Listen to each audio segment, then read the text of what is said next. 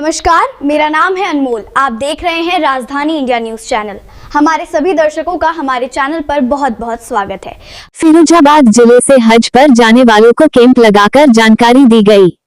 Saima Khan, Rajdhani India news channel, Firozabad, bureau chief Agra मंडल। साहित्यिक व सामाजिक संस्था बज़्म फरोगे अदब के तत्वावधान में हज 2026 के लिए जाने वाले आज़मी ने हज पुरुष और महिलाओं को हज में किए जाने वाले कार्यों की जानकारी देने के लिए हज ट्रेनिंग कैंप का आयोजन मस्जिद आयशा मोमिन नगर, लालपुर मंडी, फिरोजाबाद पर किया गया, जिसमें हज से संबंधित कई जानकारियां दी गईं।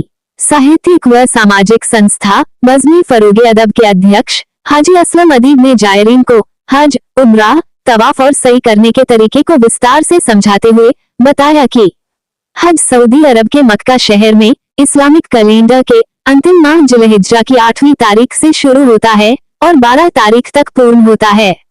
मक्का शहर के पास मिना के मैदान में 8 तारीख को हज पर आने वाले सभी जायरीन को कैंप में लगे खेमों में ठहराया जाता है। 9 तारीख को अरफात के मैदान में दोपहर से सूरज छुपने तक ठहरना होता है। रात को मुज़दलिफा में ठहरना होता है। हज की रस्में चांद की 12 तारीख तक चलती है।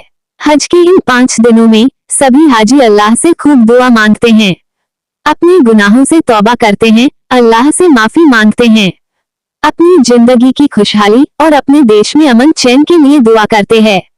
तीसरे दिन काबा की परिक्रमा करते हैं। चौथे और 5वें दिन जमरात पर कंकरियां मारकर हज की रस्में पूरी करते हैं। हज में 3 फर्ज और 6 वाजिब अदा किए जाते हैं। हमारे नबी रसूल अल्लाह का इरशाद की जिस मुसलमान पर हज फर्ज हो जाए तो जल्दी हज करो, देर मत करो। हज करने के बाद हाजी गुनाहों से पाक साफ हो जाता है। हज कमेटी उत्तर प्रदेश के हज ट्रेनर और फिरोजाबाद शहर के मशहूर आलिम मौलाना आलम मुस्तफा याकूबी साहब ने हाजियों को सब्र और तसल्ली से काम लेकर हज की रस्मों की सही अदायगी करने की जानकारी दी। और सऊदी अरब सरकार ने हज के लिए क्या क्या कानून बनाए हैं, नई गाइडलाइन क्या आई है, उसकी जानकारी दी। मुफ्ती मोहम्मद शोएब साहब ने जायरीन हज के हक में दुआ कराई। सामाजिक संस्था चिराग सोसाइटी के डायरेक्टर डॉक्टर जफर आलम साहब ने आज़मी ने हज का स्वागत किया और मिठाई खिलाकर खुशी का इजहार किया। हज गाइड बुक, तस्वीर आदि सामान सप्रेम भेंट किया। हाजी राहत अली खान एडवोकेट ने आज़मी ने हज को उम्राह और खाना काबा के तवाफ की विस्तार से जानकारी दी और हज के सफर में आने वाली कठिनाइयों के बारे में जानकारी दी, जिससे हज के सफर में आसानी होगी। ट्रेनिंग का आयोजन सफल रहा। अगर आपने अभी तक हमारे राजधानी इंडिया न्यूज चैनल को फॉलो और सब्सक्राइब नहीं किया तो तुरंत कीजिए ताकि ताज़ा खबर देख सको। धन्यवाद। डॉक्टर जफर आलम साहब, आप यहाँ आए, ये किस सिलसिले का प्रोग्राम था, क्या मकसद था यहाँ आने का, इसका आप जरा विस्तार से बताइए।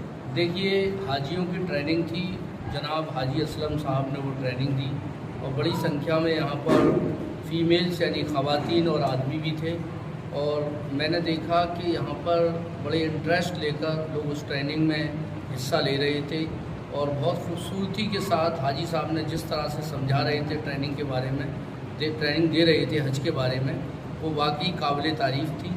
और मैं यहाँ पर, क्योंकि मेरी ख्वाहिश थी इन हाजी, पिछली साल भी, लास्ट ईयर भी हाजी साहब ने मुझे इनवाइट किया था, तो मेरा मन था कि मैं इन हाजी हजरात जो भी हाजी हज करने जा रहे हैं, जो हमारी बहनें माई भी हैं और हमारे भाई भी हैं, ये बुज़ुर्ग जो भी हैं, सभी लोग हज करने जा रहे हैं, तो इनके साथ एक बार इनसे एक मुलाकात कर ली जाए, इनका इस्तकबाल कर दिया जाए। तो वही मकसद से मैं आया था। लेकिन हाजी साहब लगातार कई वर्षों से हज की ट्रेनिंग दे रहे हैं, जो और लगातार संख्या बढ़ रही है उन हाजियों की। अभी भी मैंने हाजी लोगों से पूछा आपने क्या महसूस किया, तो उनका कहना ये था कि जो ट्रेनिंग हमें मिल गई है उस ट्रेनिंग से, और कुछ किताब बुक हैं जो हाजी साहब ने खुद ही लिखी हैं। एक किताब है जो हज को आसान कर देती है और उसको लेकर अगर कोई जाएगा हज को तो उससे बहुत सी आसानियाँ हो जाएंगी। हज कहाँ होता है, कैसे होता है, कौन कौन से बुज़ुर्ग, कौन कौन से नबी वहाँ पर मौजूद हैं, तो उन सब के बारे में, उन सभी ज़ियारत के बारे में लिखा है। और मुझे उम्मीद है कि सभी लोगों को इससे आसानी होगी। मुझे बहुत अच्छा लगा। मैं हाजी साहब का शुक्रिया अदा करता हूँ। हाजी साहब, आज ये प्रोग्राम था, इस प्रोग्राम में आकर आपको कैसा महसूस हुआ? बहुत अच्छा महसूस हुआ। हालांकि मैं ट्रेनिंग लेने नहीं आया, ट्रेनिंग देने आया था। असल में मैंने मुझे बुलाया था। इसको हमने 2 पार्ट में इस ट्रेनिंग को रखा। हज के जो अरकान थे वो सारे के सारे असल में मैंने हाजी लोगों को समझाए और हमें उम्मीद है कि हाजी लोगों को बहुत फ़ायदा होगा इससे, उनकी समझ में भी आया होगा। और मैंने हाजी लोगों को सफ़र के बारे में बताया कि सफ़र में क्या क्या परेशानियाँ आती हैं और क्या क्या ले जाना है, कैसे रहना है, कहाँ उनको रूम मिलेंगे, किस तरीके से उनका सामान मिलेगा। ये सारे सफ़र के जितने भी परेशानियाँ जो दुश्वारियाँ आती हैं उनके बारे में मैंने हाजी लोगों को बताया। कफील अहमद साहब, आप हज पर जा रहे हैं, इसकी आप ट्रेनिंग लेने के लिए आए थे, आपको यहाँ आकर कैसा लगा? जी, मैं शुक्राबाद से तशरीफ़ लाया हूँ और फिरोज़ाबाद में मस्जिद आयशा में हमारे हाजी असलम अदीब साहब जो हर साल हज की ट्रेनिंग को अंजाम देते हैं, मैंने यहाँ आकर ये देखा कि 2026 में लगभग 71 लोग ट्रेनिंग पर जा रहे हैं और 90% ख़वातीन और बाकी आज़मीन हज की मैंने उपस्थिति देखी, मुझे बहुत खुशी हुआ।